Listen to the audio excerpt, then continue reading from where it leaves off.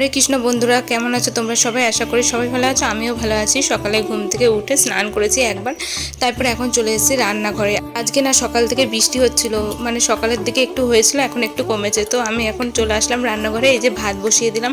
আর আজকে কি কি হবে চলো তোমাদের দেখিয়ে দিই। এই যে বাজার থেকে এনেছে পার্সে মাছ, আর এখানে আছে লোটে মাছ। লোটে মাছ তো খেতে আমার খুবই ভালো লাগে।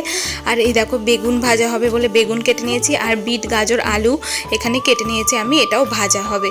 আর লোটে মাছের জন্য পেঁয়াজ লঙ্কা এগুলো সব আমি ভালো করে ধুয়ে কেটে নিয়েছি। মাছগুলোকেও আমার ধুয়ে পরিষ্কার করা হয়ে গেছে।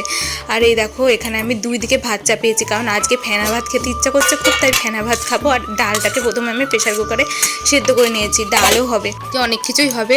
আর এই যে বেগুনটাকে লবণ হলুদ মাখিয়ে রেখেছি। তো পার্শে মাছ তো খেতে ভালো লাগে, কিন্তু এই মাছের আঁশ ছাড়াতে খুব কষ্ট হয়, মানে এতটা শক্ত, নখ ব্যথা হয়ে যায় ছাড়াতে ছাড়াতে। তো যাই হোক, দেখো ওইদিকে আমি মশলাটাও করে নিয়েছি।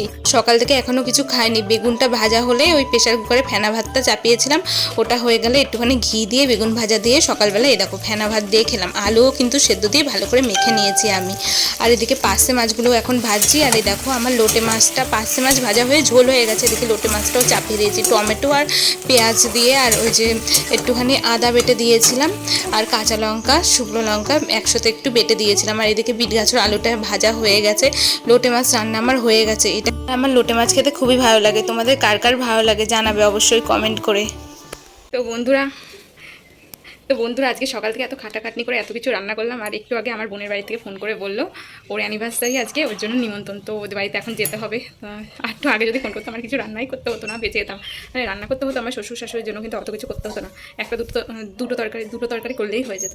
কি আর করা যাবে, চলো দেখিয়ে দিই কী কী রান্না করেছি। এই যে পার্শে মাছ করেছি শস্য আর পোস্ত বাটা দিয়ে, আর এদিকে তো বিট গাজর আলুটা ভাজা, আর বেগুন ভাজা, আর লোটে মাছ করেছি, আর ডাল করেছিলাম।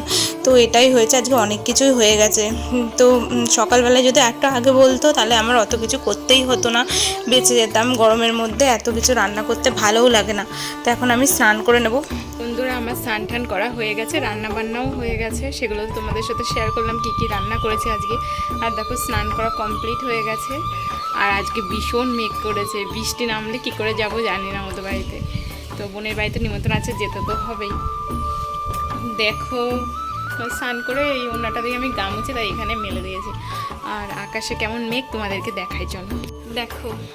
চলো বন্ধুরা এই ভিডিওটা এখানেই শেষ করছি। দেখা হচ্ছে নেক্সট ব্লগে আরও একটা নতুন ভিডিও নিয়ে। ততক্ষণ সবাই ভালো থেকো, সুস্থ থেকো।